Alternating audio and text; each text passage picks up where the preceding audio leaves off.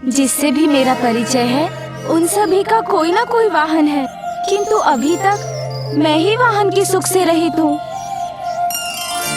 और जब अब मैं आपके पृष्ठ पर आरूढ़ हूँ तो जो आपको थोड़ा बहुत कष्ट हो रहा है वो भी कुछ समय में दूर हो जाएगा। हम मिलकर थोड़ा प्रयास करेंगे तो आप ये कार्य भली भांति सीख जाएंगे। नहीं नहीं बालक गजानन, मैं आपका भार नहीं संभाल सकूंगा।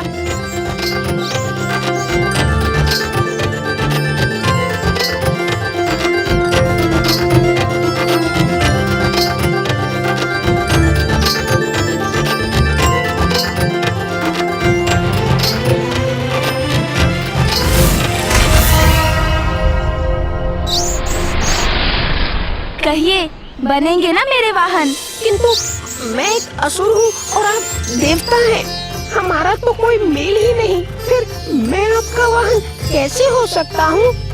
आपके सभी प्रश्नों का उत्तर मैं बोलकर नहीं, दिखाकर दूंगा, तब आप भी मान लेंगे, क्योंकि मेरा वाहन बनना तो आपकी नियति है।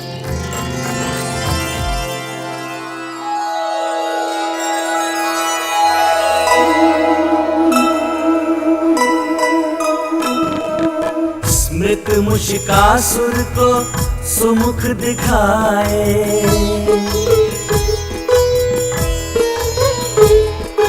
कैसे गंधर्व से वो इस दशा को पाए।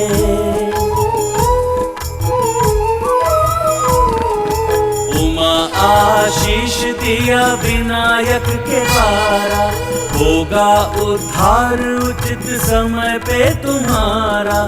कामना प्रतीक मूस को वश में लाए, गजानन वाहन। मुझे स्वयं में ये कैसा सुखद एवं आत्मिक संतोष होने का आभास हो रहा है। प्रतीत हो रहा है मैं अब पहले की भांति वो दुष्ट मुशिकासुर नहीं रहा। प्रभु, आप मेरा उद्धार कर उस वरदान को पूर्ण करेंगे ना? अवश्य, इसीलिए तो यहाँ आया हूँ मैं।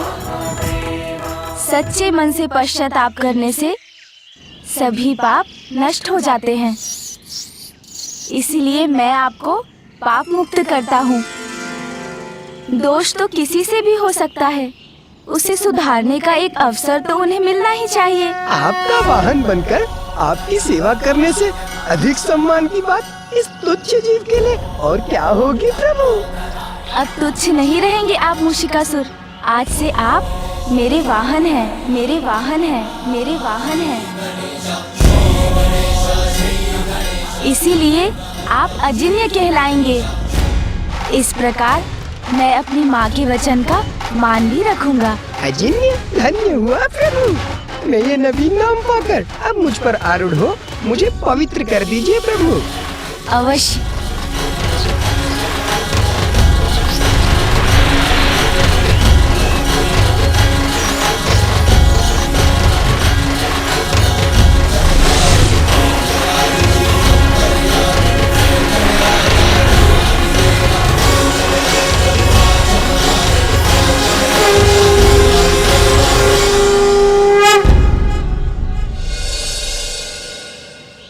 देखिए, मुझे मेरा वाहन मिल गया।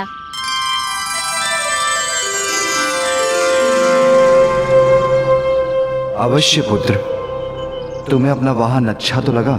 हाँ पिताश्री, मेरा वाहन बहुत अच्छा है।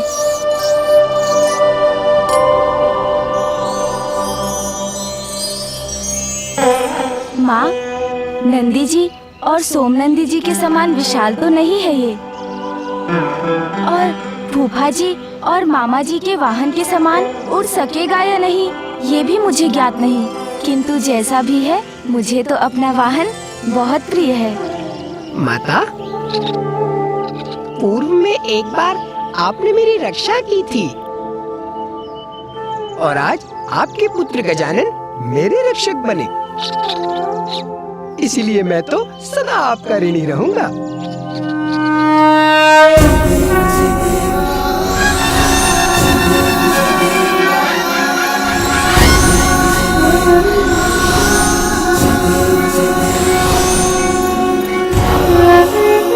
प्रणाम। पुत्र, आज तुमने संसार को एक नवीन सीख दी है।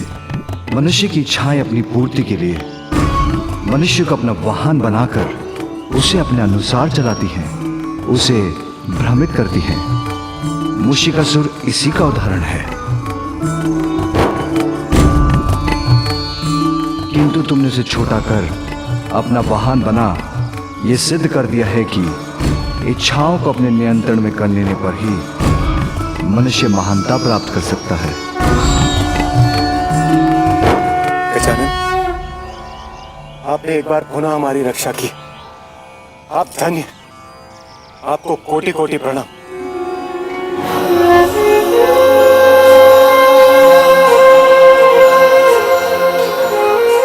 प्रणाम प्रभु, प्रणाम माता। माता, ये तो हमारा सौभाग्य है, जिनकी पूजा और भोग के लिए हमने इतना परिश्रम किया। उनके ही पुत्र ने इस कार्य में आने वाले सभी विघ्न को इतनी चतुराई से हर लिए। सभी ऋषिगण और उनके परिवारों की ओर से मैं आपका धन्यवाद करता हूँ गजानन। आपने हमारी रक्षा की।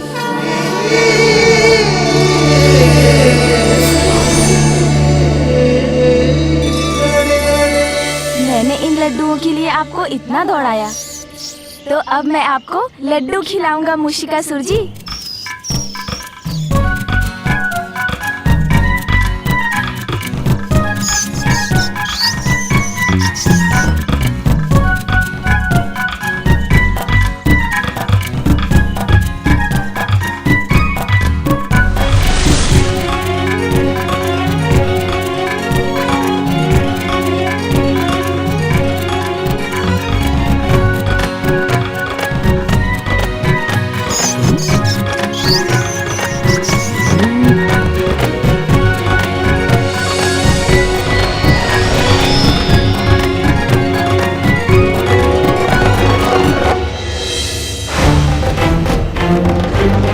एक बार पुनः तुमने मेरी योजना को इतनी सरलता से पराजित कर दिया। बालक गजानन, वास्तव में तुम्हारी बुद्धि और प्रतिभा अद्वितीय है। अति उत्तम मेरे वाहन मूषक जी। अब शीघ्र मुझे कैलाश ले चलिए।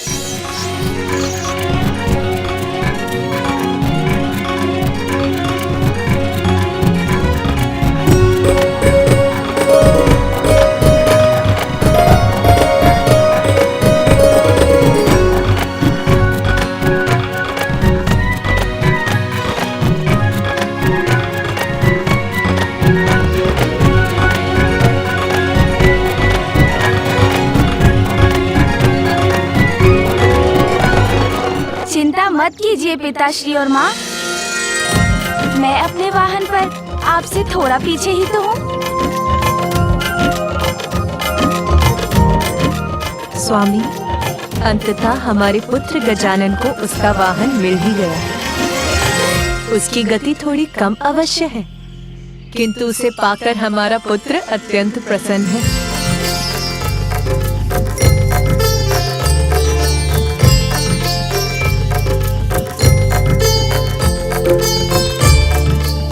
महेश्वरी, प्रिय, गजानन के द्वारा मूषिकासुर की रक्षा भी हो गई और उद्धार भी। वाहन बन गया वो हमारे पुत्र का। किंतु तुम्हारी भक्त सोयनी का क्या होगा? उसका पति उसे कैसे प्राप्त होगा? स्वामी, अभी तो मूषिकासुर केवल गजानन का वाहन बना है, किंतु उसे पूर्ण रूप से सात्विक बनने में समय है, जिसके उपरांत सुवेनी को उसका यही पति सुयोग्य होकर उसे प्राप्त होगा।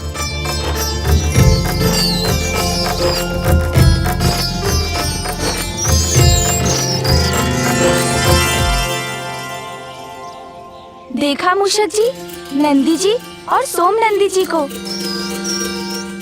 मुझे विश्वास है उनके समान आप भी इस पर्वत को लांघ जाएंगे।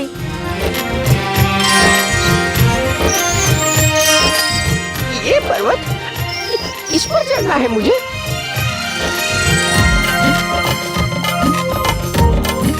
चलिए ना मूषक जी, आगे बढ़िए।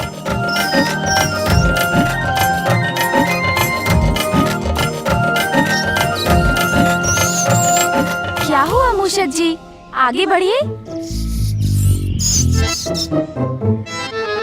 अरे देखने में ही कठिन है ये चढ़ाई। आपने देखा ना नंदी जी और सोम नंदी जी को,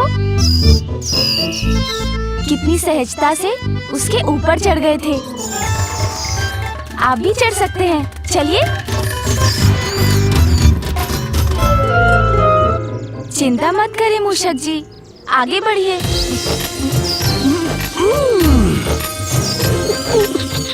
हम तो यहीं अटक गए, अब क्या करें?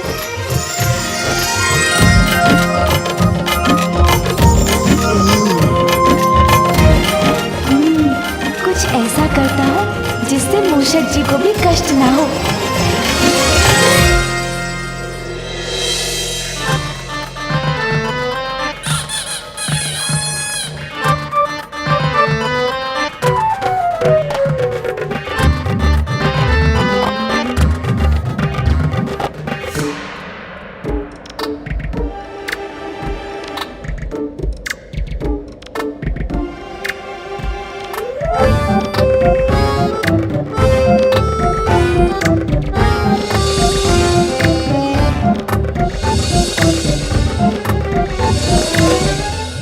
नहीं मूषक जी, ये चढ़ाई तो वास्तव में कठिन थी।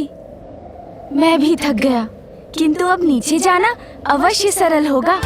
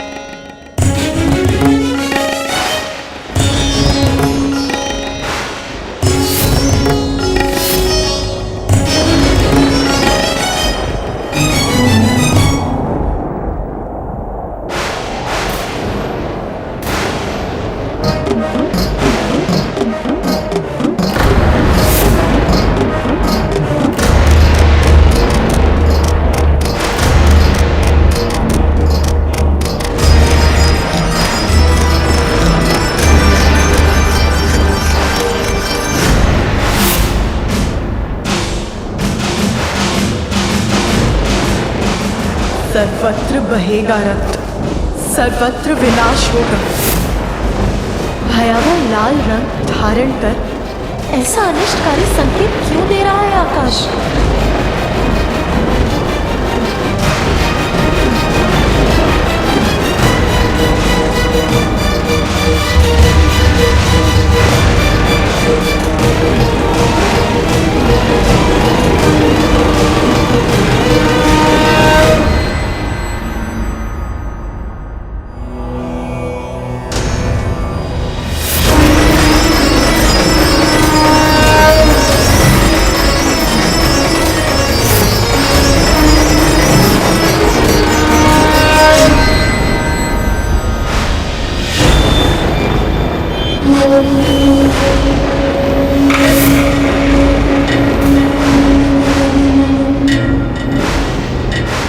नहीं स्वामी, इतने सारे अनिष्टकारी संकेत एक साथ क्यों उत्पन्न हो रहे हैं?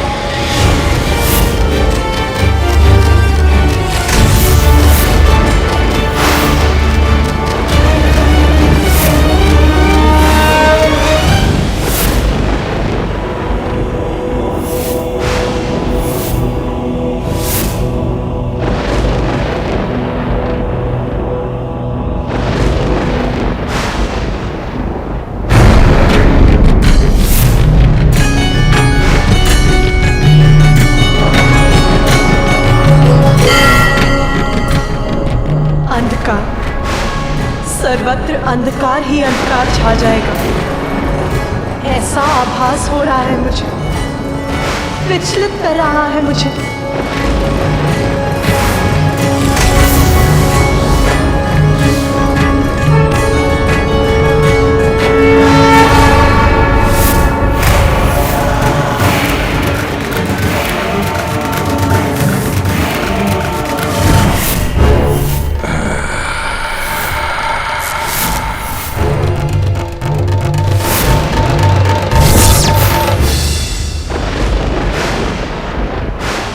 महादेव पुत्र अंधकासुर।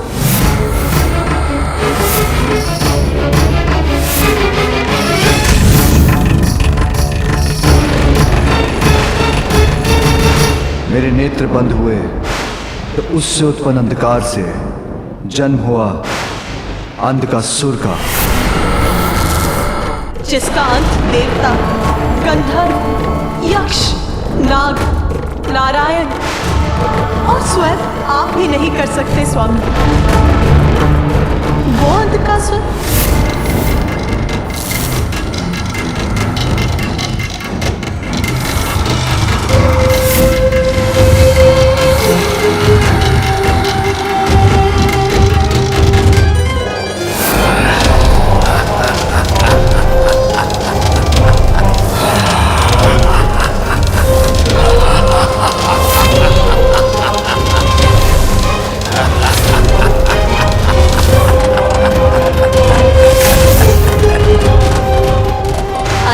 के विकार का विस्तार करता है अंधकासुर, और यदि उसे अवसर मिल गया तो वो देवताओं के साथ साथ स्वर्ग को भी नष्ट कर देगा अपने अंधकार से।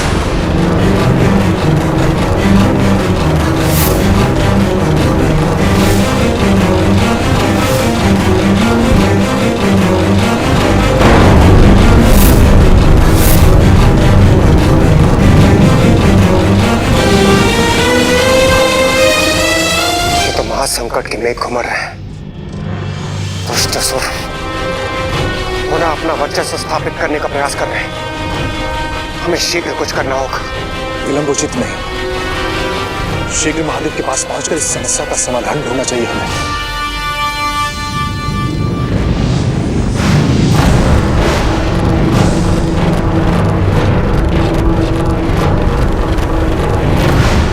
जलंधर,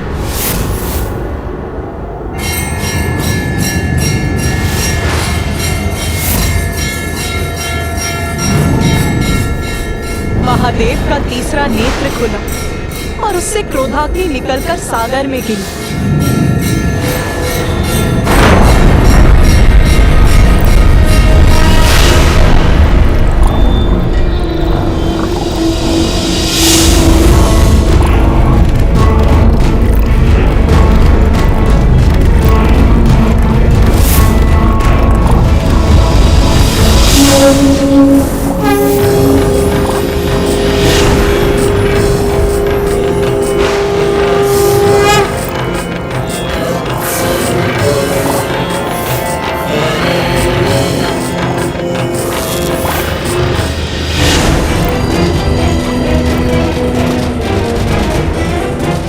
अग्नि और जल के इस विचित्र संयोग से जन्म हुआ जलंधर का।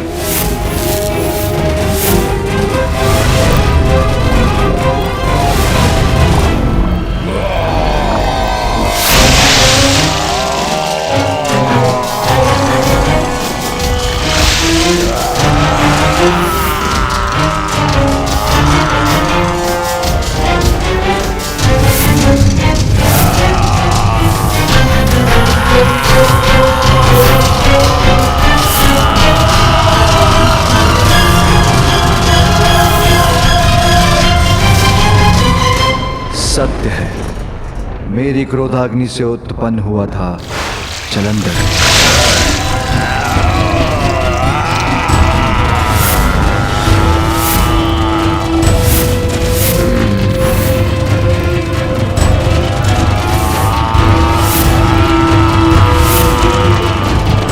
यदि उसे अवसर मिल गया तो वो अपने भीतर छिपे क्रोध से संपूर्ण सृष्टि को भस्म कर देगा।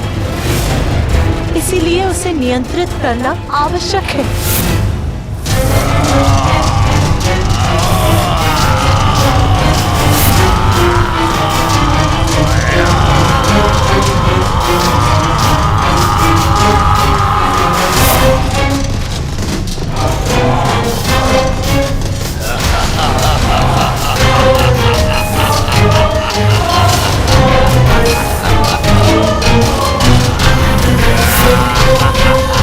क्योंकि जलंधर वो अंधकारी शक्ति है जो आप ही के समान शक्तिशाली है महादेव।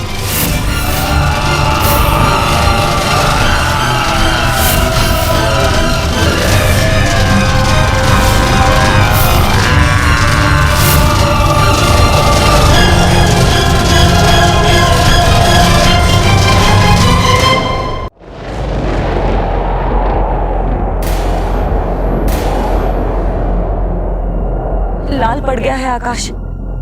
अग्नि की वर्षा के साथ भयंकर बवंडर भी उत्पन्न हो रहे हैं। ये तो किसी अनिष्ट के संकेत है स्वामी।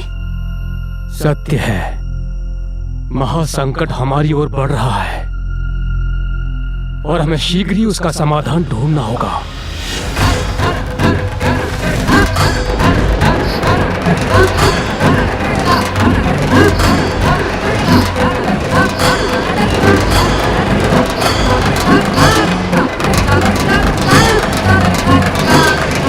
स्वामी, वायु इतनी भयंकर ध्वनि क्यों उत्पन्न कर रही है? शंखचूड़।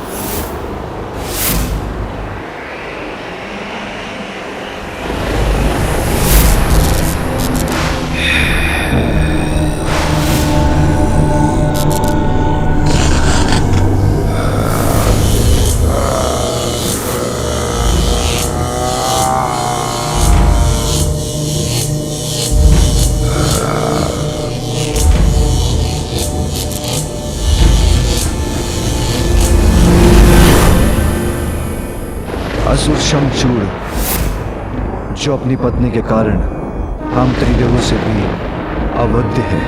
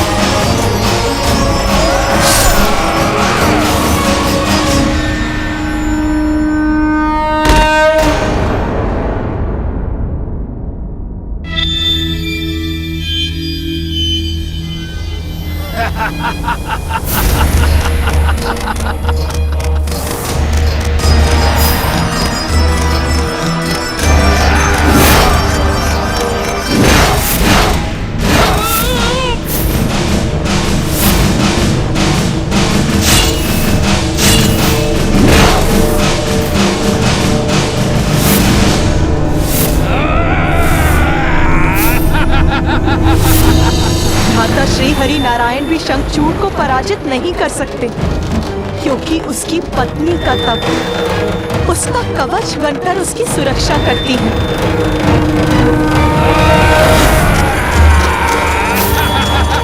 इसीलिए वो देवताओं, यक्षों, गंधर्वों को पराजित करने में सक्षम है।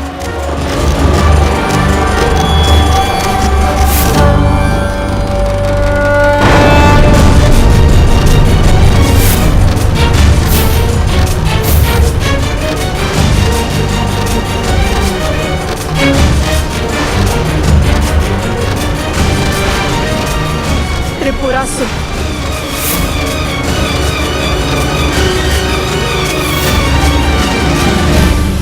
अर्थात तारकाक्ष,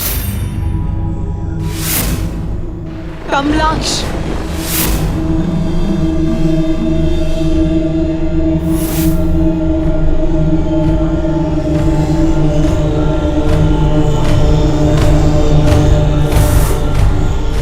विधुनमाली,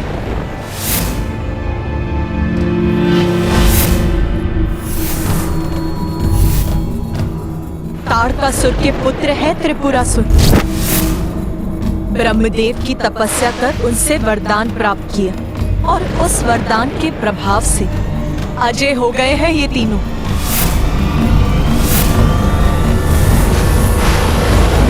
स्वयं महादेव और ब्रह्मदेव के वरदानों से रक्षित है ये तीनों। न असुर और न देव, कोई पराजित नहीं कर सकता है इन तीनों को। क्रोध, लोभ, मद, मत्सर और माया के प्रतीक हैं ये तीनों। देवताओं को किसी भी मूल्य पर मिटाने का प्रयास करेंगे ये। और अब मुझे आभास हो रहा है, इस बार और कोई नहीं, हम ही हैं उनके लक्ष्य। हमारा ही विनाश करना चाहते हैं वो। चारों ओर से अनिष्टकारी संकेत आ रहे हैं। मुझे इसी क्षण कैलाश के लिए निकलना चाहिए। एक एक अपशकुन प्रत्येक असुर का चिन्ह जो हम पर आक्रमण करना चाहते हैं।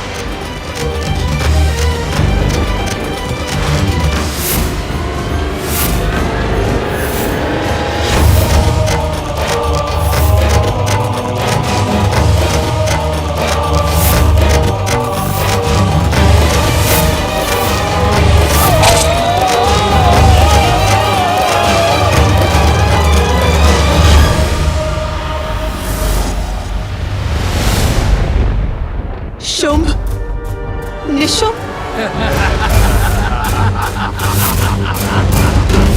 शुंभ, निशुंभ अर्थात दुष्टता के ही दो नाम।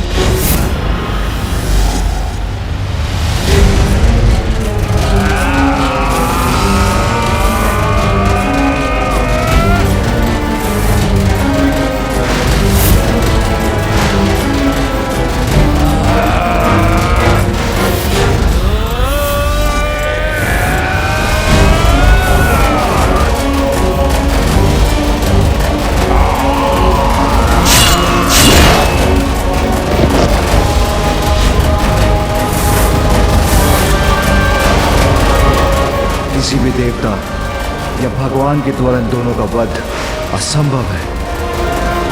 इसके लिए एक नवीन अत्यंत शक्तिशाली अवतार की आवश्यकता है।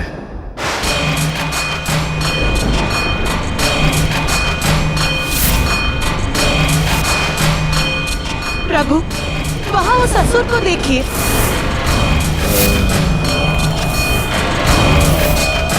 वृतासुर।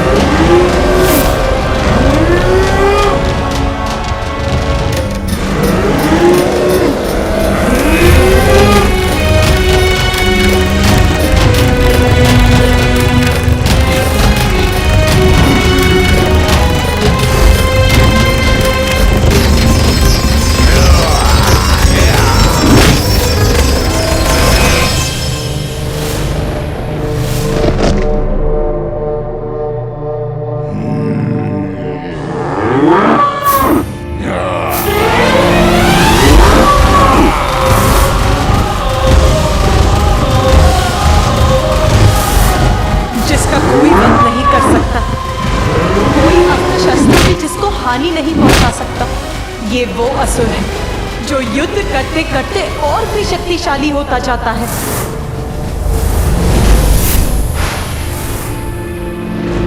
और इन सभी से भयंकर राक्षस है दुर्गम।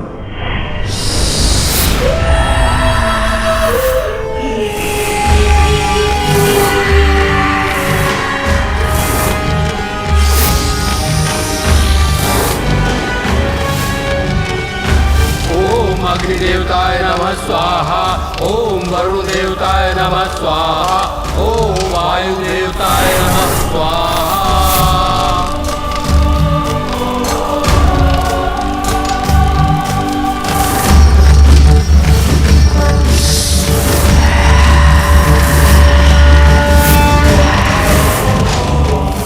दुष्टि नहीं, चतुर भी है दुर्गम। यज्ञ आदि को रोकना उसने अपना ध्येय बना लिया है। विध्वंस, सर्वत्र विध्वंस।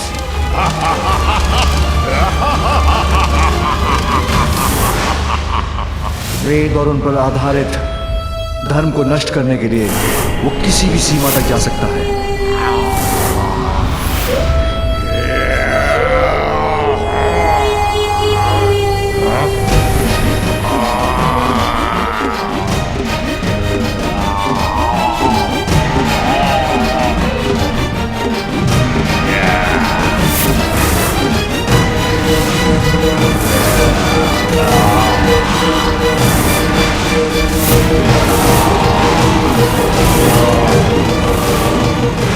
भावी विनाश को रोकने का एकमात्र उपाय है देव असुर संग्राम।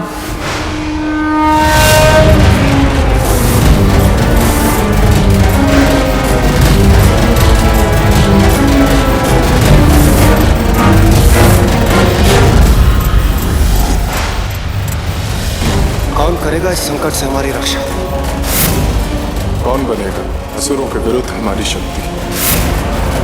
कौन हमारे विघ्न हरेगा? कौन बनेगा हमारा प्रथम देवता?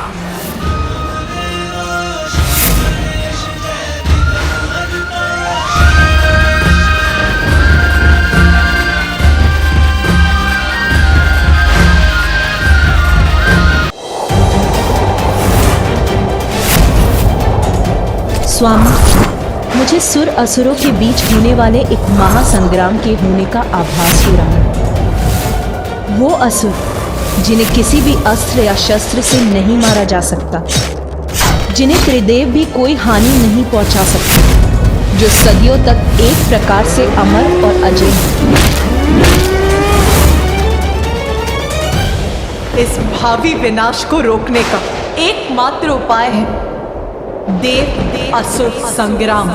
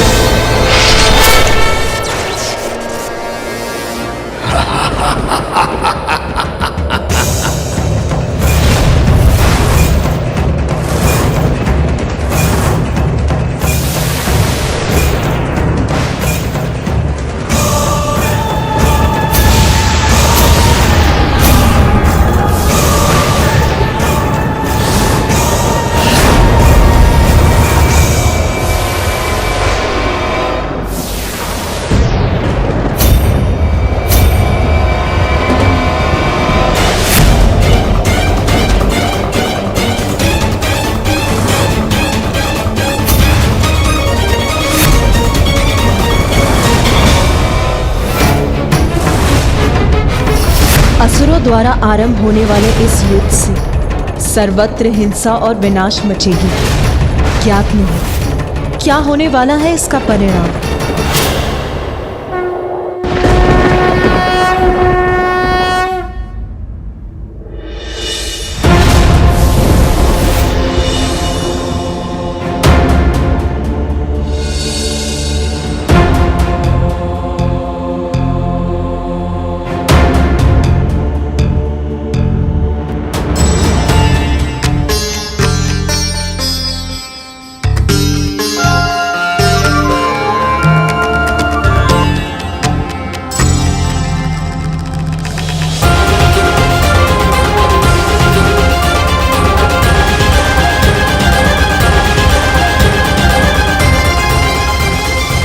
सभी के यहाँ एकत्र होने का कारण ज्ञात है मुझे।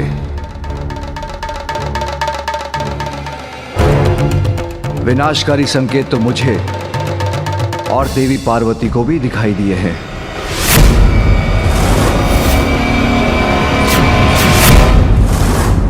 मूषिकासुर एक ही असुर था, किंतु इस बार जैसे असुरों की संपूर्ण सेना हम पर आक्रमण करने वाली है। किंतु प्रभु, कब तक हम इस प्रकार निरंतर असुरों के आक्रमण सहते रहेंगे? कब तक हम उनके भय से त्रस्त रहेंगे? हमने सिंदूरा को पराजित किया,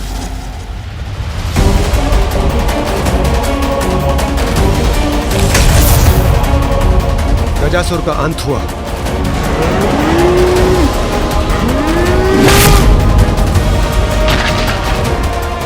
किंतु एक असुर नष्ट होता नहीं, दूसरा असुर उसके स्थान पर खड़ा हो जाता है।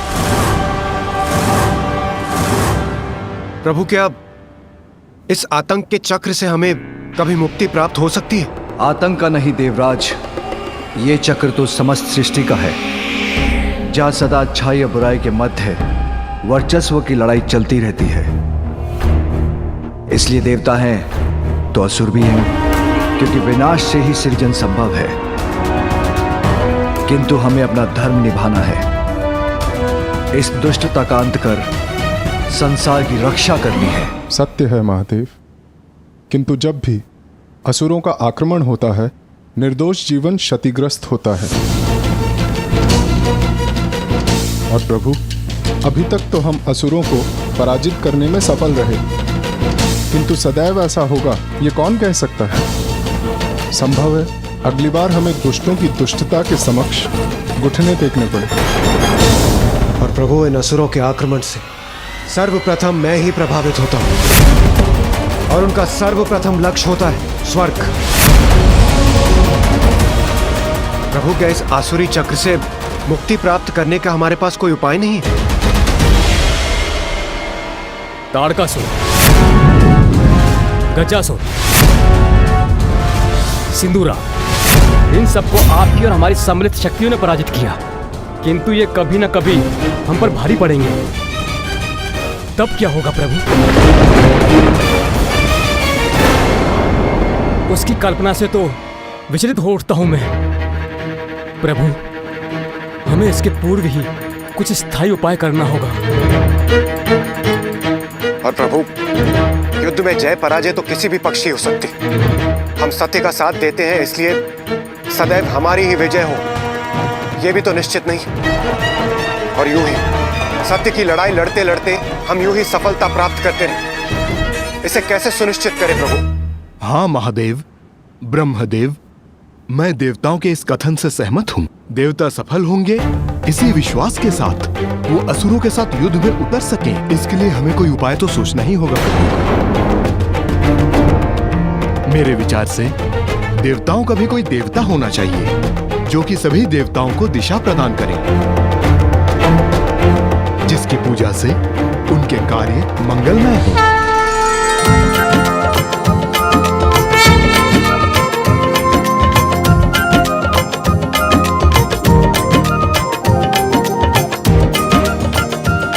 देखा, मैंने कहा था ना मूषक जी, हम सफल होंगे। हम आ गए यहाँ पर। हाँ प्रभु, मेरा भी यही प्रस्ताव है।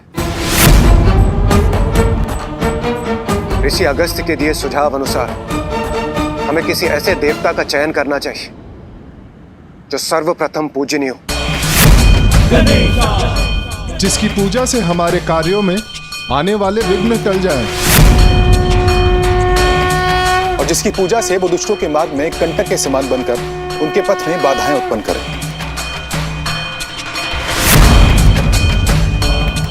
मैं भी सहमत हूं। हमें ऐसे देवता का चयन करना चाहिए जो प्रथम पूज्य हो, जो देवताओं का विघ्नहर्ता ही नहीं, असुरों का भी विघ्नहर्ता हो,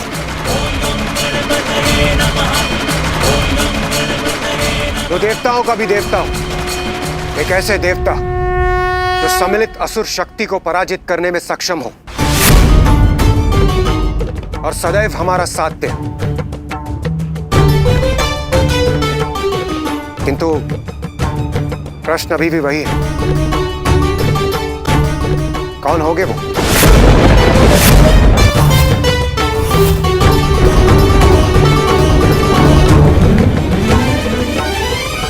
जो देवताओं के विघ्नहर्ता और असुरों के लिए विघ्नकर्ता हूँ, जो देवताओं के भी देवता हूँ। देवताओं का देवता हो, देवताओं के विघ्नहर्ता और असुरों के भी विघ्नहर्ता, असुरों के भी विघ्नहर्ता। देवताओं का देवता हो, देवताओं के विघ्नहर्ता और असुरों के भी विघ्नहर्ता हो, तो देवताओं के भी देवता हो। शांत हो जाइए प्रभु। मेरे विचार से इस महत्वपूर्ण उपाधि पर स्थित होने वाला हम देवताओं में से ही कोई होना चाहिए।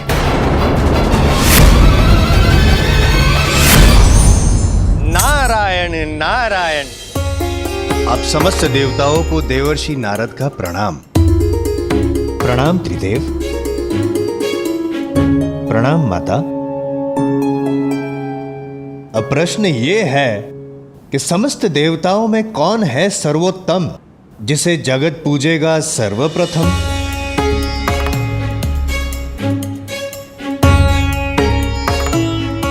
नारद विचार मग्न। कठिन है। नारायण नारायण नारायण नारायण नारायण। मेरे विचार में इसका उत्तर है अत्यंत सरल। प्रथम पूजनीय देवराज इंद्र ही होने चाहिए।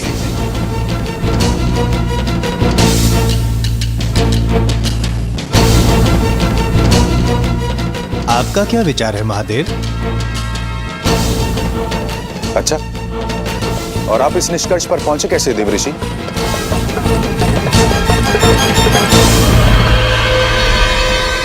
नारायण नारायण। देवराज इंद्र हैं, समस्त देवताओं के अधिपति। इसीलिए आप सभी देवताओं में यदि इंद्रदेव बने प्रथम पूजनीय, आप सभी देवताओं को नहीं होनी चाहिए कोई आपत्ति। और इसका भी है कारण। वर्षा करवाते हैं जिससे उपजता है अन्न और प्राप्त होता है समस्त देवताओं को यज्ञ के हविष्य से भोजन। निसंदेह मुझे कोई संदेह नहीं है कि देवराज इंद्र को ही होना चाहिए सर्व देवों में प्रथम पूज्य। क्षमा त्रिदेव, देवराज इंद्र का अभिप्राय जानने से पूर्व आपकी आज्ञा आवश्यक है। यदि आज्ञा हो तो मैं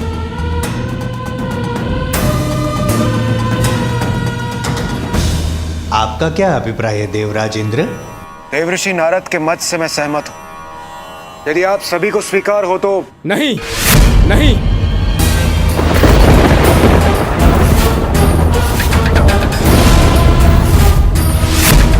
मुझे स्वीकार नहीं है।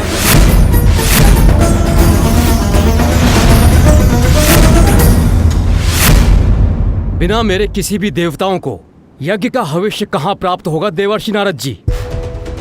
अग्नि में आहुति दिया हुआ हविष्य मेरी पत्नी सुहा स्वीकार कर देवताओं तक पहुंचाती है।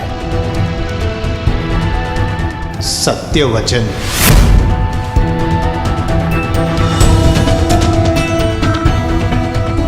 सत्य वचन। आपका कथन सर्वथा उचित है अग्निदेव, क्योंकि बिना अग्नि के हवन का होना तो असंभव है। और अग्नि जो है वो वायु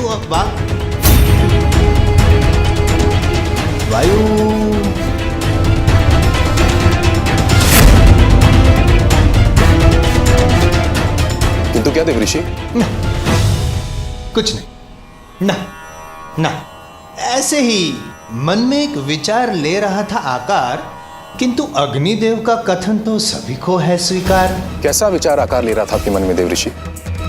यदि आपकी आज्ञा हो तो मैं बताऊं।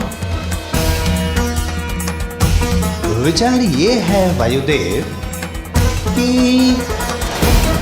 जैसे बिना अग्नि के हवन का होना है असंभव, वैसे ही बिना वायु के अग्नि का प्रज्वलित होना भी है असंभव।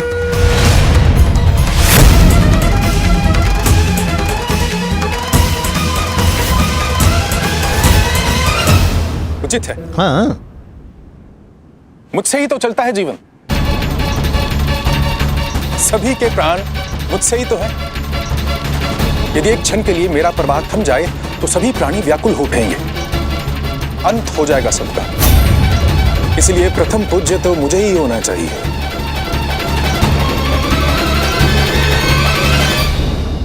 सत्य वचन। प्रथम पूज्य देवता का चयन हो रहा है और आप सभी ने मुझे बुलाया भी नहीं।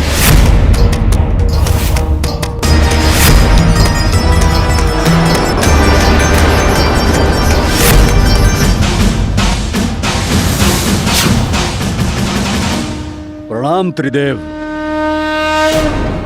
नारायण नारायण नारायण। ये कैसा है अन्याय देवराज?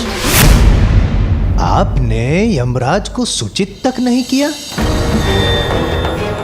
इसमें क्या है आपका अभिप्राय? नारायण नारायण।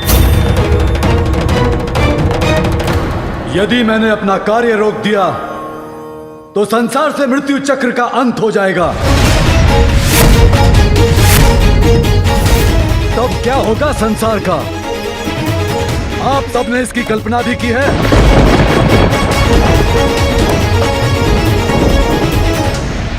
किसी को भी नरक या मृत्यु दंड का भय नहीं रहेगा, अर्थात सर्वत्र अधर्म अन्याय छा जाएगा। सत्य वचन। अर्थात जीवन मृत्यु का संतुलन, जिसे स्थापित करता है मर्यादा का बंधन। नारायण नारायण।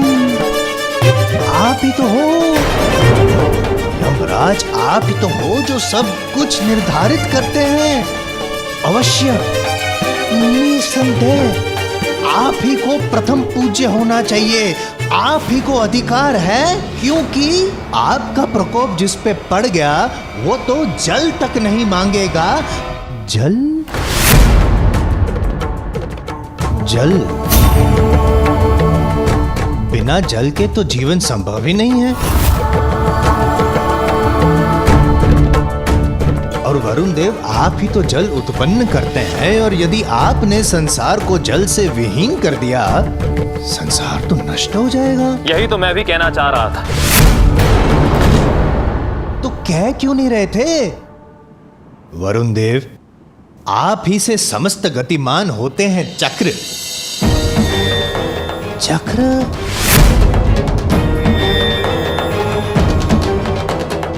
काल चक्र। मेरा महत्व तो सर्वविदित है, अब क्या अपने मुख से कहना आवश्यक होगा? कदापि नहीं। हम सबको इस बात का ज्ञात है कि सूर्य देवता तो प्रकाश देते हैं, उससे हो रहित तो जीवन के प्रकाश से हम हो जाएंगे वंचित। इसी कारण सूर्य देवता प्रथम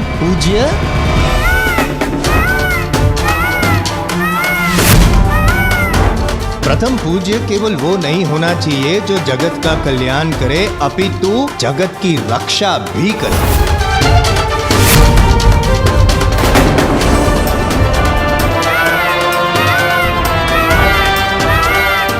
रक्षा अर्थात रक्षक, योद्धा। माता पार्वती, आपको तो ज्ञात ही होगा, आज देवलोक के पास स्वर्ग है तो केवल कुमार कार्तिकेय के कारण। कुमार कार्तिकेय आप ही का स्मरण कर रहे थे और आप आ गए। प्रणाम।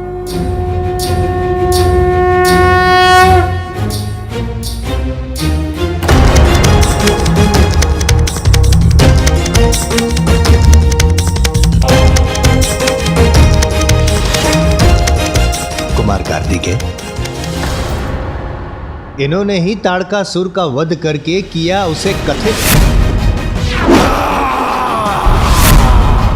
इसीलिए देव सेनापति कार्तिकेय भी प्रथम पूज्य की उपाधि पे हो सकते हैं स्थित, है ना पार्वती माता?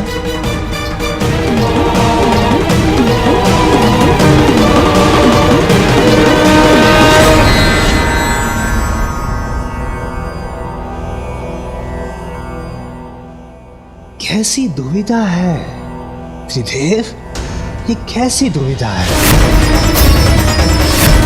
अब क्या करें? कौन बनेगा प्रथम पूज्य? देवऋषि नारद, इतना समय नहीं है हमारे पास। आप केवल नाम घोषित कीजिए, हम उसी को सर्वप्रथम पूज्य के रूप में स्वीकार कर लेंगे। आप तो कर लेंगे स्वीकार, किंतु अन्य सभी देवता करेंगे मेरा तिरस्कार। यदि मैंने आपका नाम घोषित कर दिया तो यमराज, अग्निदेव, वायुदेव, वरुण देव, सूर्यदेव इत्यादि ने यदि विद्रोह करेंगे नहीं, किंतु अपना अपना कार्य रोक दिया तो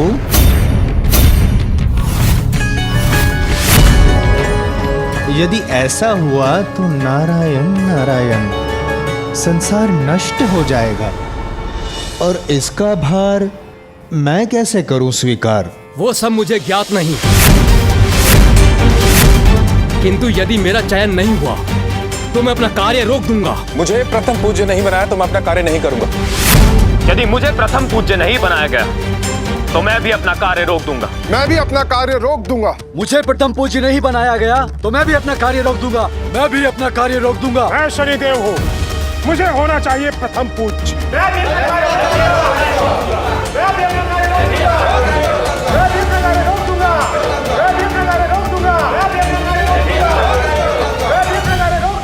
इस घोर संकट के समय में भी ये आपस में ही उलझ रहे हैं। कैसे समझाएं देवताओं को हम? कोई कुछ सुनने के लिए तैयार ही नहीं।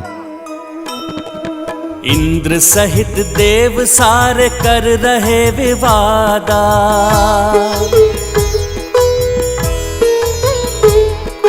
प्रथम पूज्य देवता का सब ही करें दावा।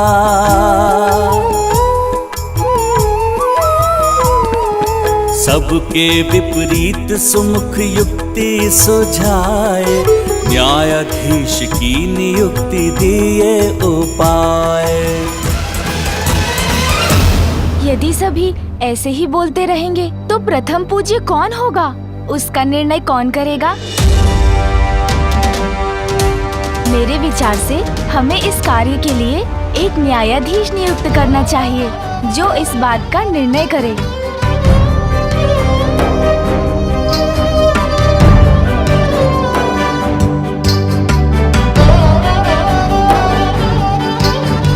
गजानन कदाचित उचित कह रहे हैं। आप ही बनिए न्यायाधीश और आप ही नियुक्त कीजिए। आप ही कीजिए श्री हरिनारायण। मैं अकेला ही नहीं, हम त्रिदेव ब्रह्मा, विष्णु और महादेव, हम तीनों मिलकर निर्णय लेंगे कि आप सभी देवताओं में प्रथम पूज्य कौन होगा।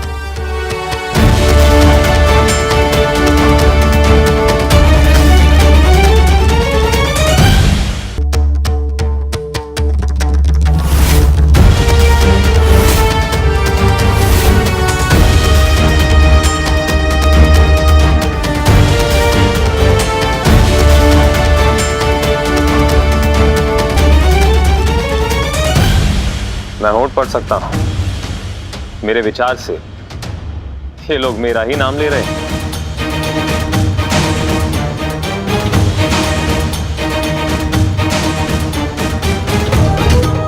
प्रथम पूज्य वही होगा जो योग्यता में सबसे श्रेष्ठ होगा, और इसका निर्णय तो आप सभी के मध्य एक प्रतिस्पर्धा से ही हो सकता है।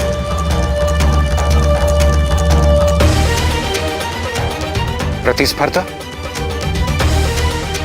कैसी प्रभु? हाँ देवराज, क्योंकि प्रतिस्पर्धा योग्यता की श्रेष्ठता सिद्ध करने का सर्वोत्तम उपाय है। इसलिए प्रतिस्पर्धा से भागने की नहीं, उसमें भाग लेने की आवश्यकता है, क्योंकि प्रतिस्पर्धा में विजय पाने की इच्छा हमारे भीतर छिपे गुणों को बाहर निकालकर हमारी क्षमता को उजागर करती है। उचित है प्रभु, किंतु हमें करना क्या होगा? आप सभी को अपने वाहनों पर आरूढ़ होकर एक दौड़ में भाग लेना होगा, जिसका प्रारंभ कैलाश से होगा।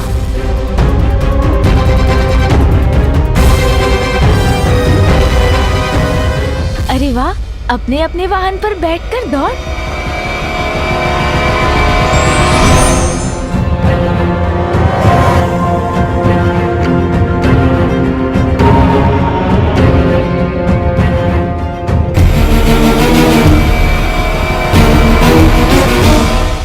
त्रिलोक में स्थित तीर्थ काशी, हरिद्वार, ऋषिकेश, गंगा, सागरपुरी, काशी और द्वारका, और फिर वहां से होते हुए पाताल के तीर्थ, राजावली का नगर, नागलोक, फिर स्वर्ग के तीर्थ, सूर्यलोक और नवग्रह मंडल के समस्त लोक, महरलोक, ब्रह्मलोक, वैकुंठ लोक, और गोलोक से होते हुए वापस यहाँ लौटना होगा।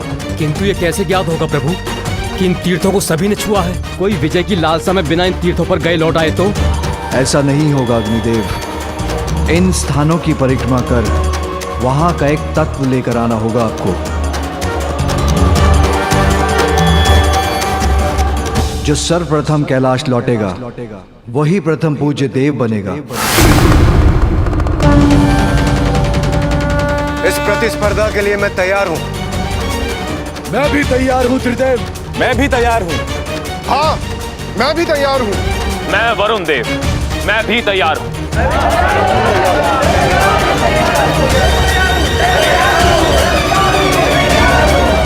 पुत्र कार्तिकेय, इस दौड़ में तुम भी भाग लोगे।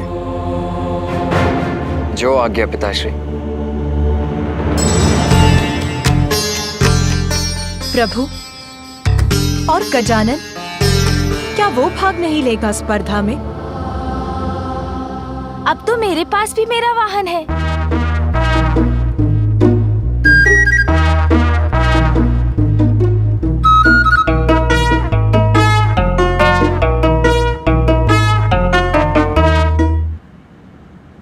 अवश्य बालक गजानन। प्रभु, गजानन भी इस प्रतिस्पर्धा में भाग लेंगे।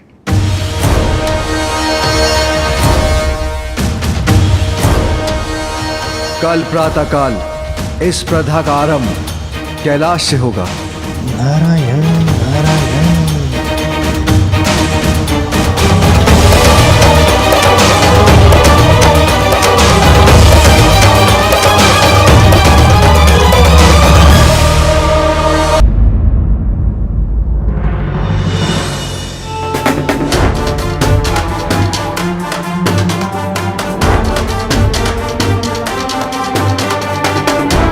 पिताश्री, माँ, मुझे आशीष दीजिए। मैं इस प्रतियोगिता में सफल हूँ।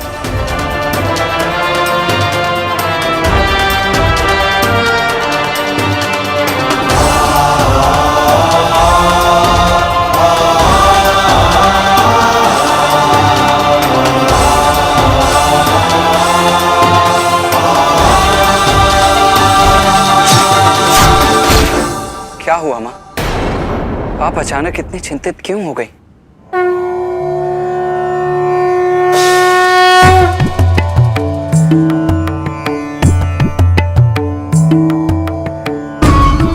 पुत्र, देवताओं और असुरों के मध्य देवासुर संग्राम के रूप में अच्छाई और बुराई के मध्य जो निर्णायक स्पर्धा होने वाली है,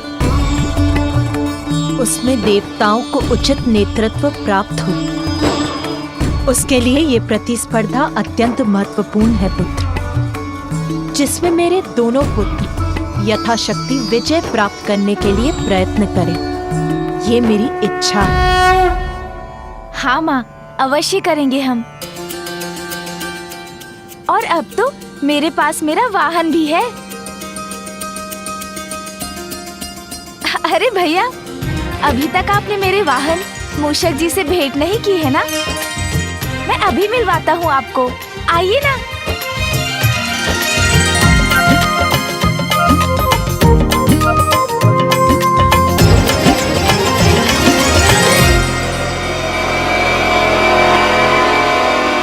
ये है मेरे वाहन मूषक जी। देखा भैया? बताइए ना, अच्छे हैं ना मेरे वाहन? अभी इन पर सवार होकर दिखाता हूँ मैं।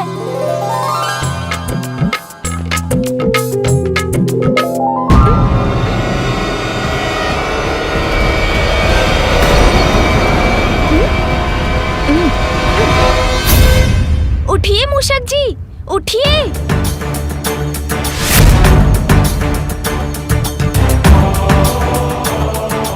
अरे मूषक जी, उठिए ना। ये कैसा वाहन चुन लिया गजानन ने, जो उसका भार उठाने में भी असमर्थ है? कोई बात नहीं मूषक जी, इस बार अवश्य सफल होंगे आप। एक प्रयत्न और कीजिए। गजानन, तुमने अन्य देवताओं के वाहन देखे? उनको छोड़ो, मेरे वाहन मयूर के तीव्र वेग से तो तुम परिचित हो ना? उनसे तुम्हारा ये वाहन कैसे स्पर्धा करेगा? तुम्हें अभी एक दूसरा वाहन चुनना होगा। पुत्र कार्तिकेय, पुत्र, जो योग्यता साधारण समय में दिखाई नहीं देती, वो ही संकट में उजागर होकर व्यक्ति की शक्ति बन जाती है। इसीलिए बिना किसी के सामर्थ्य को जाने उसके बारे में किसी निष्कर्ष तक पहुंचना तो सर्वथा अनुचित है पुत्र। जी माता। शुभ संकल्प तो किसी को कल्पना से परे ले जा सकता है। संभव है कल गजानन और उसका वाहन मूषक तुम्हें चकित कर दे पुत्र। इसीलिए कभी किसी को कम आंकने की भूल मत करना पुत्र। उचित है माँ, किंतु मुझे तो ऐसा प्रतीत हुआ जैसे भैया मेरे मूषक जी को कम नहीं आंकना चाहते। वो तो बस इतना चाहते हैं कि मैं असफल ना हूँ, है ना भैया? और वैसे भी माँ, मैं जीतूं या भैया, विजय तो आपके पुत्र की होगी ना? हाँ पुत्र, कल भोर की प्रथम किरण के साथ देवताओं के बीच ये प्रतिस्पर्धा प्रारंभ होगी। इसीलिए तुम दोनों को तैयार रहना होगा पुत्र।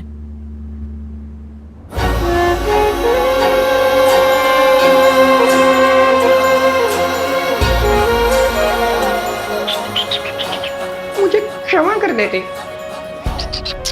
यदि मुझसे योग्य वाहन होता तो आप अवश्य विजय पा सकते थे। किंतु मेरे कारण कदाचित आपको पराजय का मुख ही देखना पड़े।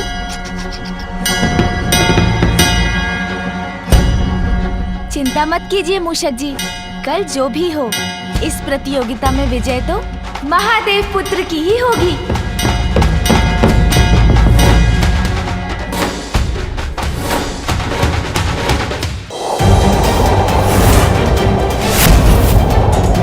स्वामी, मुझे सुर असुरों के बीच होने वाले एक महासंग्राम के होने का आभास हो रहा है। वो असुर जिन्हें किसी भी अस्त्र या शस्त्र से नहीं मारा जा सकता, जिन्हें त्रिदेव भी कोई हानि नहीं पहुंचा सकते, जो सदियों तक एक प्रकार से अमर और अजय हैं। इस भावी विनाश को रोकने का एकमात्र उपाय है देव असुर संग्राम।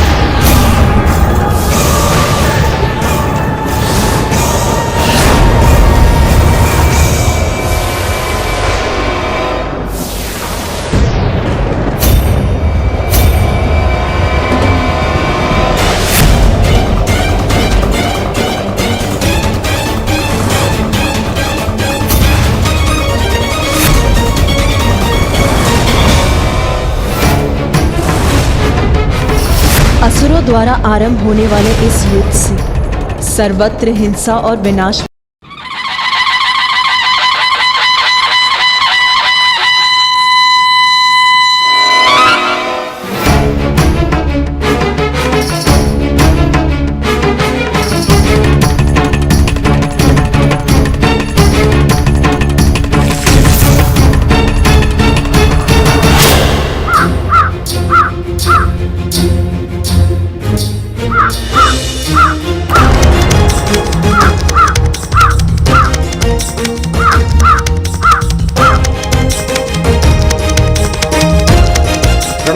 भ्राताश्री, प्रातः काल सर्वप्रथम उठने मात्र से कोई लाभ नहीं होता और न ही सर्वप्रथम प्रतियोगिता के स्थान पर पहुंचने से ही, अपितु सर्वप्रथम प्रतियोगिता समाप्ति के स्थान पर पहुंचने से ही विजय प्राप्त होगी। उचित कहा तुमने पुत्र शनि। विजय किसकी होगी ये तो काल ही निर्णय करेगा।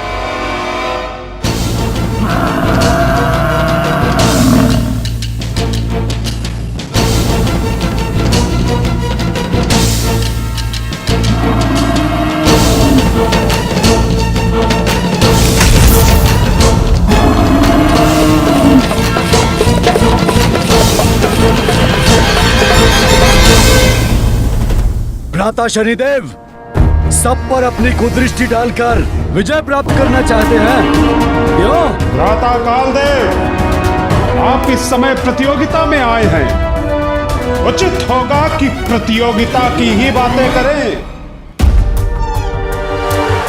चंद्रदेव की जय! चंद्रदेव की जय! चंद्रदेव की जय!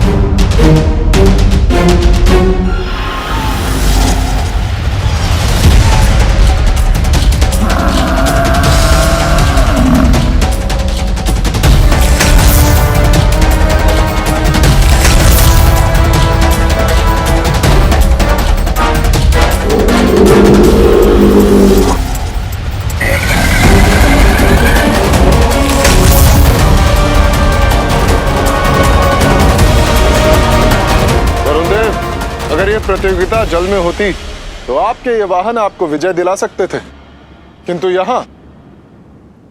सूर्यदेव, आप कैसे इस प्रतियोगिता में भाग लेने आ गए? आपको तो अत्यंत महत्वपूर्ण कार्य करना होता है। दिवस आरंभ आपके उदय से होता है और अंत आपके अस्ताचल से।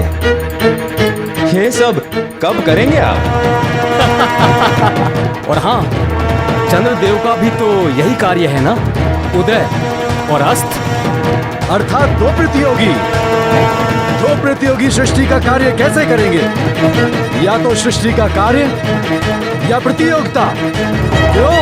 यमदेव, अग्निदेव, इस प्रतियोगिता में परिहास से नहीं, गति से विजय प्राप्त होगी। इसलिए व्यर्थ की बातों से नहीं, अपने वाहन के वेग से हमें पीछे छोड़ने का प्रयास कीजिएगा। वरुण देव की जय! यमदेव की जय! सूर्यदेव की जय! शनिदेव की जय! चंद्रदेव की जय! अग्निदेव की जय! इंद्रदेव की जय! इंद्रदेव की जय! इंद्रदेव की जय!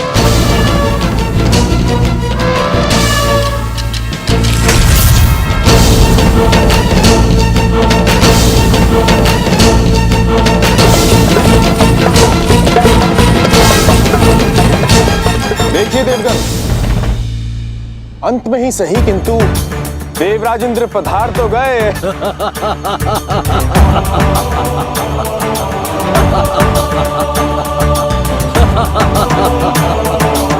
इंद्रदेव, स्वर्ग नहीं है ये। हम देवता भूल जाएंगे कि आप देवराज हैं। इस प्रतियोगिता में आपको पराजित करने का पूर्ण प्रयत्न करेंगे हम, क्योंकि आपको पीछे छोड़ने में तो बहुत आनंद आएगा।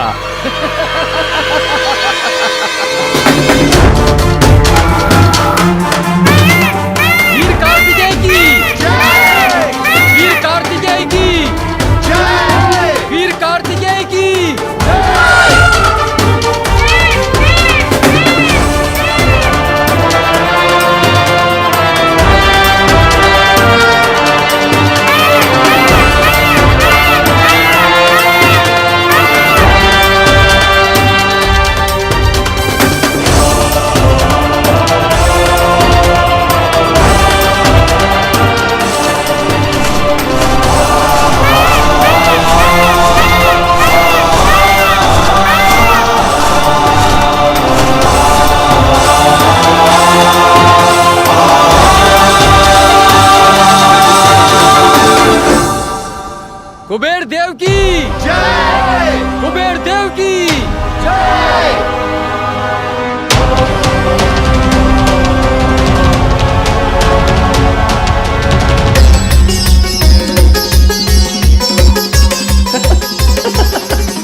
कुमार कार्तिकेय, हमें भी थोड़ा स्थान दीजिए, अपने मयूर पंख को थोड़ा सा हाँ।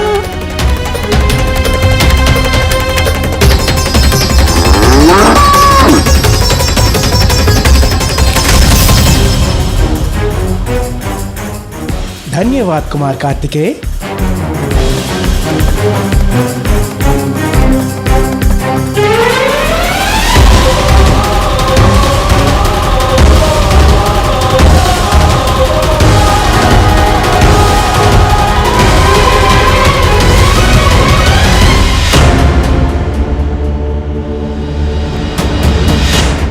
कल भोर की प्रथम किरण के साथ देवताओं के बीच ये प्रतिस्पर्धा प्रारंभ होगी, इसीलिए तुम दोनों को तैयार रहना होगा पुत्र। सभी देवता आ चुके हैं।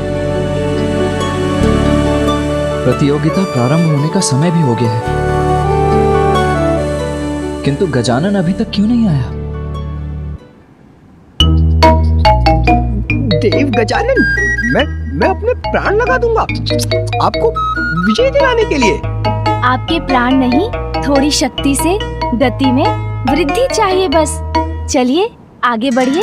अवश्य, आपको अपनी सर्वोत्तम गति से आगे ले जा रहा हूँ मैं।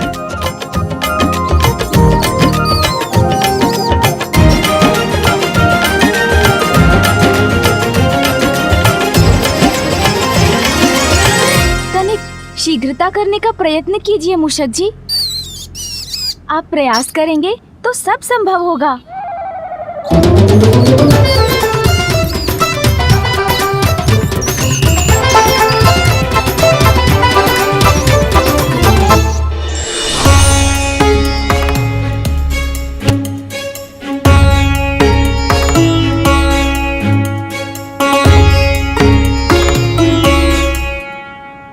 कैलाश से प्रारंभ होने वाली ये प्रतियोगिता निर्धारित करेगी कि आप सभी देवताओं में कौन प्रथम पूज्य प्रथम देवता होगा।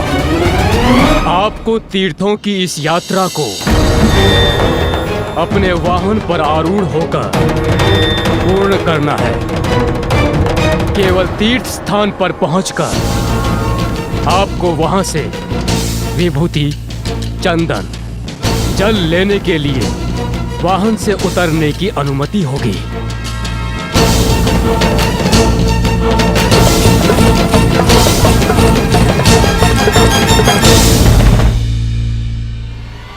सभी देवगण अपने अपने स्थान पर आकर प्रतियोगिता के लिए तैयार हो जाएं।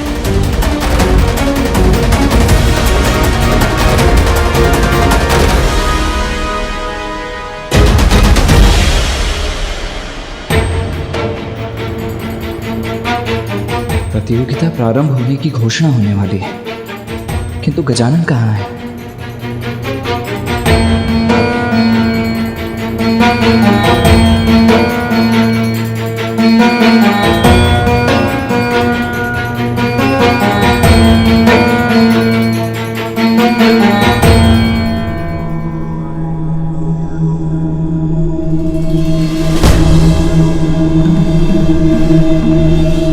क्षमा करें ब्रह्मदेव, किंतु हमें प्रतीक्षा करनी चाहिए। गजानन अभी तक नहीं आया है।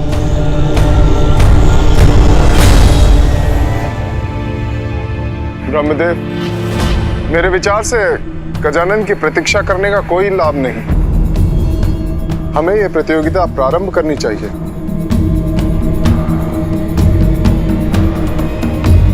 गजानन का वाहन तो इतनी धीमी गति से चलता है कि उसके साथ गजानन का इस स्पर्धा में प्रतिभागी बनना न्यायोचित नहीं होगा।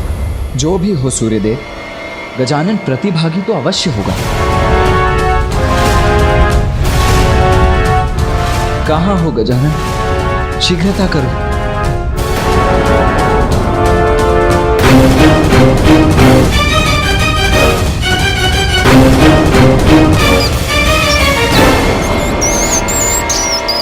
वहां देखिए, वो आ रहा है गजानन।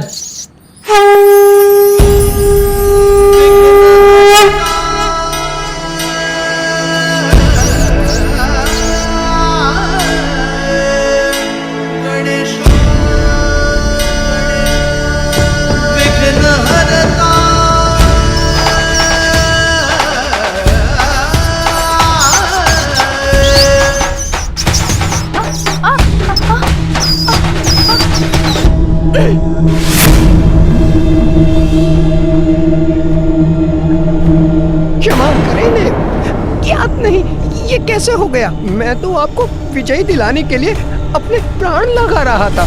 निराश मत होइए मूषक जी, आप प्रयत्न कर रहे हैं, ज्ञात है मुझे। चिंता मत कीजिए, हम अभी पहुंच जाएंगे और सफल भी अवश्य होंगे। किंतु कैसे देव?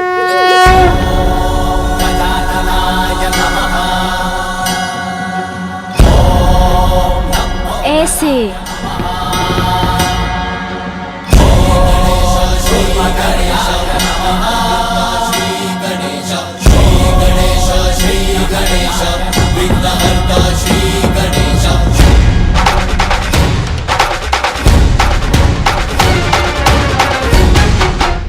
मुझे भय लग रहा है देव, आप इतनी तीव्र वेग से उतर रहे हैं। मुझे ऐसे पकड़ रखा है कहीं मैं आपके साथ गिर न जाऊं।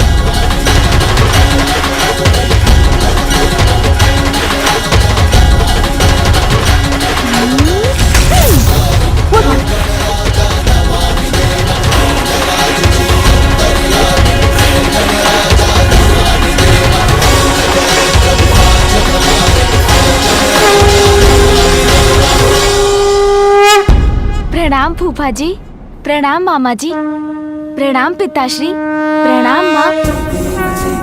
पुत्र गजानन, तुम्हें विलंब हो गया है, शीघ्र जाकर अपना स्थान ग्रहण करो। और हाँ, अभी तो तुम अपना वाहन अपने साथ लेकर आए हो, किंतु ज्ञात रहे प्रतियोगिता में तुम्हें अपने वाहन पर आरूढ़ होना अनिवार्य है।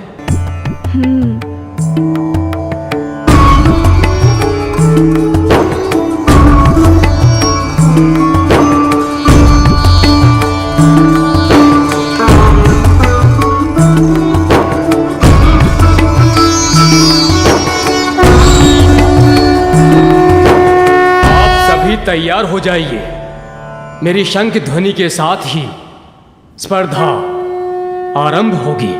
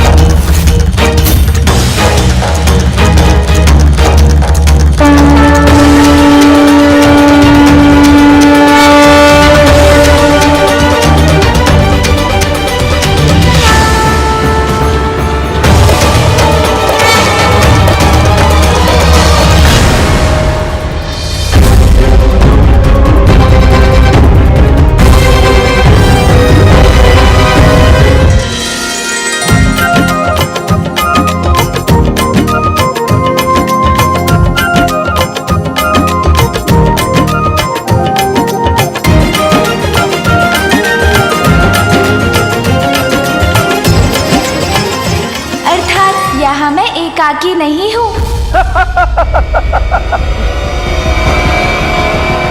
बालक गजानन, इस स्पर्धा में तो मैं आपसे आगे हूँ।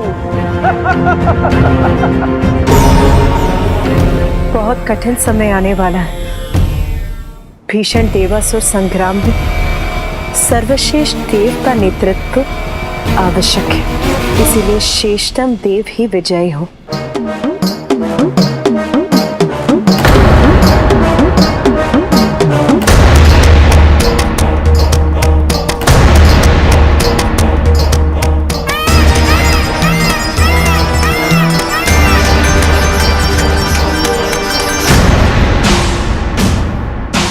देवराज इंद्र हूं मैं, और केवल मैं ही प्रथम देवता और प्रथम पूज्य कहलाने का अधिकारी हूं। रावत, तीव्रता से आगे बढ़ो, विजयी होना है हमें।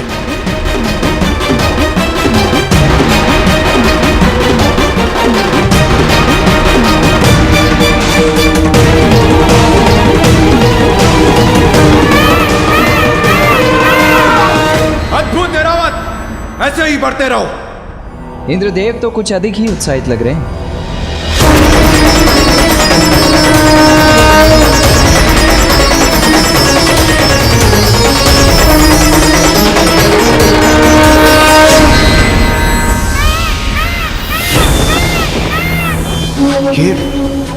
इतने तीव्र वेग से कैसे आगे बढ़ गए कुमार कार्तिकेय?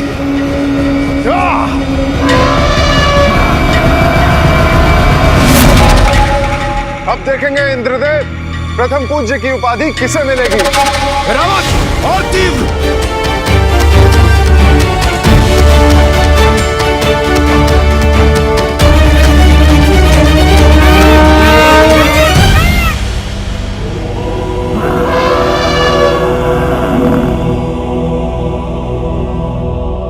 गजानन कहाँ है?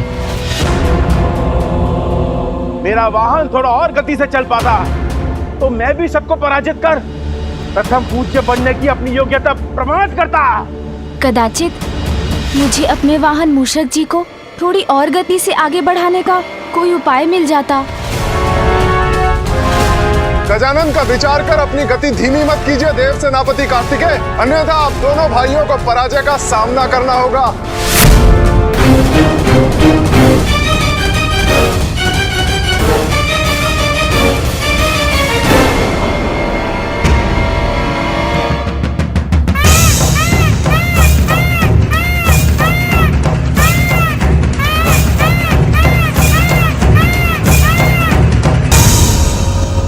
कार्तिकेय लौट क्यों रहे हैं?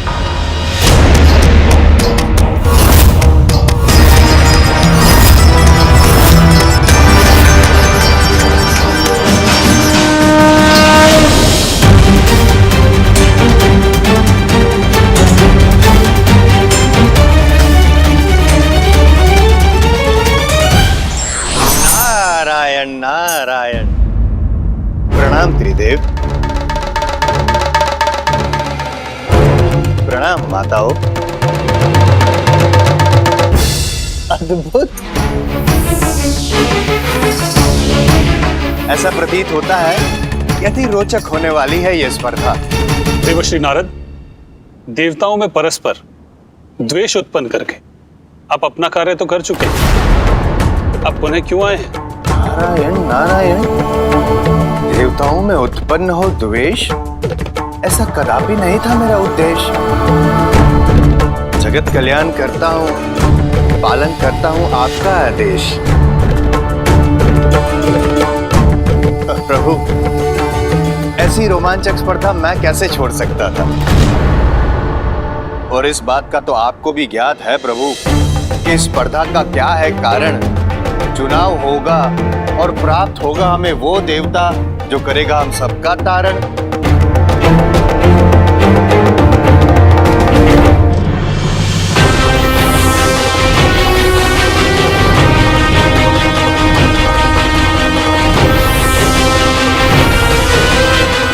माता, मुझे कुछ समझ में नहीं आता कि धीमे वाहन पे विराजमान है गजानन, पीछे रह गए उसी कारण, किंतु तीव्र गति वाले मयूर पे आरूढ़ कार्तिकेय भी पीछे क्यों छूटे जा रहे हैं?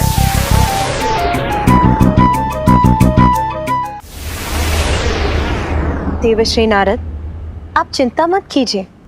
पुत्र कार्तिकेय के पास इसका अवश्य उचित कारण है। निसंदेह। कुछ भी हो प्रभु, मेरी तो अभी भी गजानन से ही आशा है। आपको स्मरण है स्वामी, किस तरह से वो आपका शंख ले गया था और आपको पता भी नहीं चला था।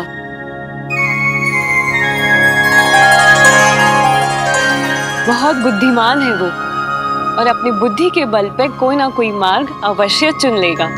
आपकी बात को नकार भी तो नहीं सकता, किंतु माता पार्वती आप निश्चिंत हो जाइए, अकेले नहीं है गजानन। देखिए कुबेर देव भी उनका साथ दे रहे हैं।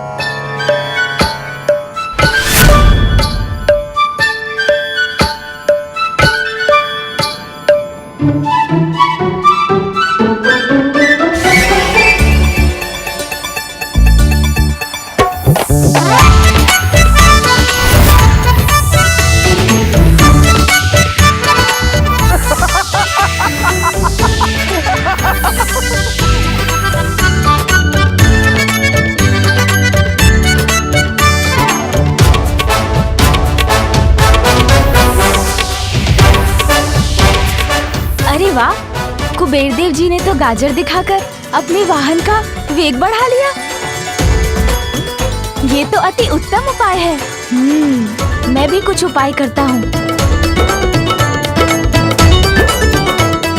सून जी, ध्यान रहे, खाना नहीं है ये लड्डू, मात्र दिखाना है मूषक जी को।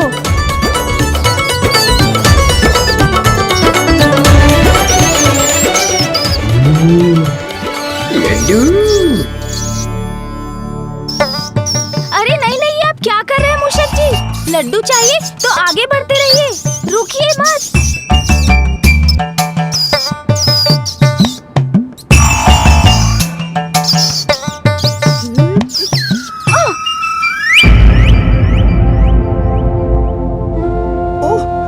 नीचे गिर गए देव, मुझे मुझे क्षमा कर दें। मैं तो अपने प्राण लगाना चाहता हूँ आपकी विजय के लिए, किंतु क्या करूँ प्रभु, लड्डू देखकर लालच आ गया मुझे। हाँ मूषक जी, दोष आपका नहीं मेरा ही है।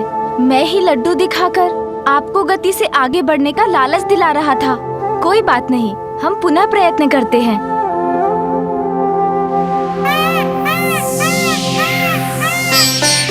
मूषक जी, इस प्रकार इस प्रतियोगिता को कैसे संपन्न करेंगे हम दोनों?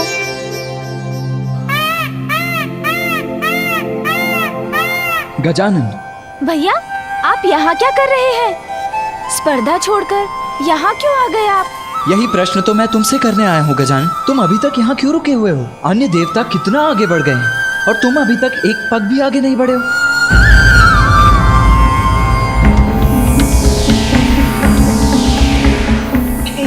क्या माता, अब तक तो मैं इसी बात से था प्रसन्न कि अकेले नहीं है गजानन, किंतु ये देखिए कुबेर देव भी आगे निकल गए और पीछे रह गए गजानन।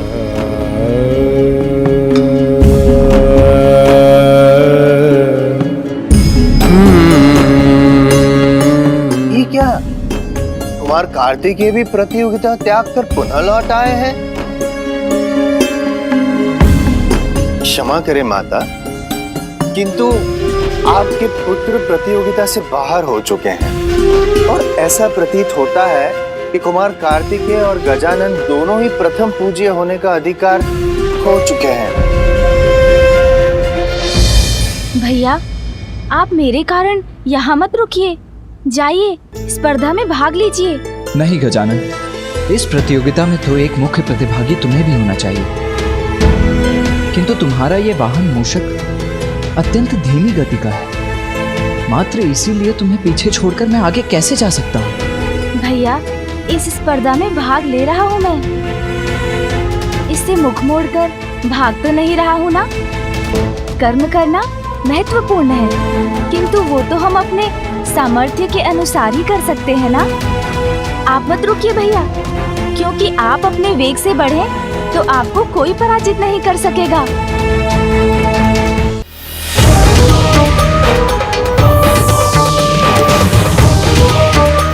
और तीव्र रावत,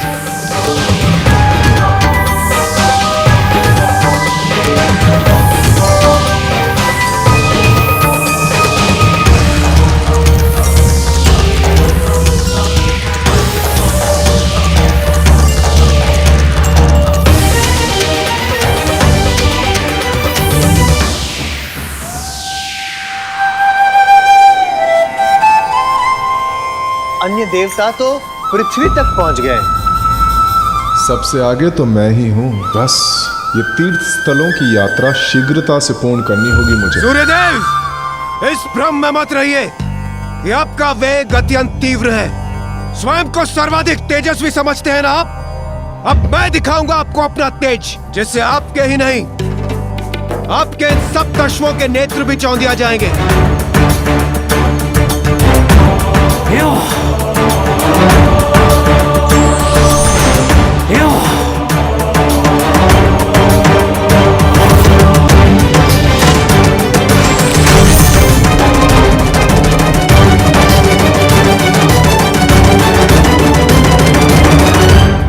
प्रतिस्पर्धा में सब कुछ उचित होता है सूर्यदेव।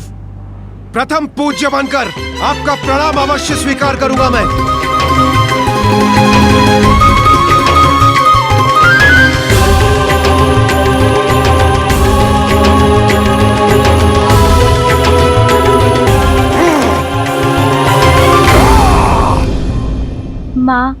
पिताश्री, दोनों को हमसे कितनी आशाएं हैं भैया, इसलिए मेरा कहना मान लीजिए, आप जाइए। वैसे भी आप विजयी हो या मैं, एक ही बात तो है, हम दोनों में कोई भेद कहाँ है।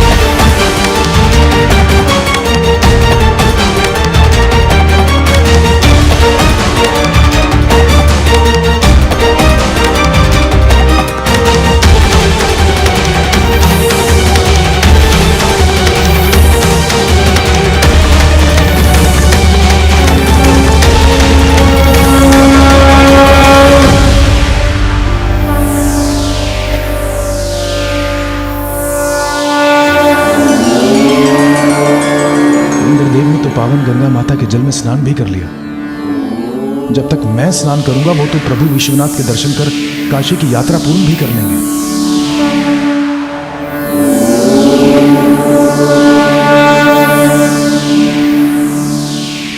बहुत विलंब कर दिया आने में देवगण।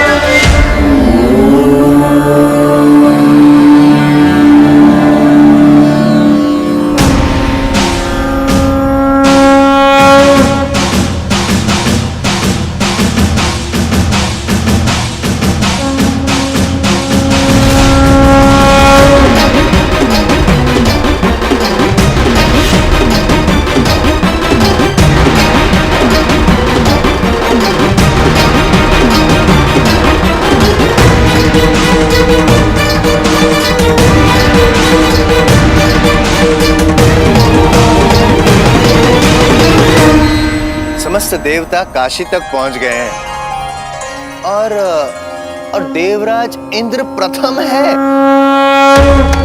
अच्छा है, अभी तक तो मैं ही प्रथम हूं और अब किसी को अपने से आगे जाने नहीं दूंगा मैं। आगे बढ़ो रावत, अति उत्तम। कहीं नहीं जाऊंगा मैं तुम्हें छोड़कर। यदि तुम इस स्पर्धा में भाग नहीं लोगे तो मैं भी नहीं लूंगा। मेरे लिए विजय नहीं, मेरा परिवार अधिक महत्वपूर्ण है। तुम अधिक महत्वपूर्ण हो जाना। भैया, यदि आप मुझे वास्तव में विजयी होते देखना चाहते हैं तो आप जाइए, आगे विजय प्राप्त कीजिए। आपकी विजय में ही मेरी जय होगी। भैया, अपने लिए नहीं तो मेरे लिए आगे बढ़िए और विजय प्राप्त कीजिए इस प्रतियोगिता में। भाग्य आपका साथ दे, यही कामना है मेरी भैया। यदि मेरे स्थान पर तुम होते गजानन तो मुझे और भी अधिक प्रसन्नता होती।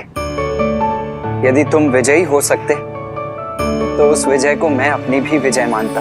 आप चिंता मत कीजिए भैया, मैं कुछ उपाय सोच लूंगा। आप जाइए।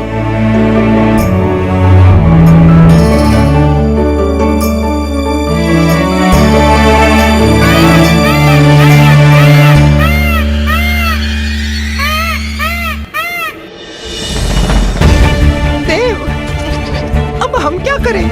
चिंता मत कीजिए मूषक जी, जहाँ दृढ़ इच्छा है वहाँ मार्ग स्वतः मिल जाता है।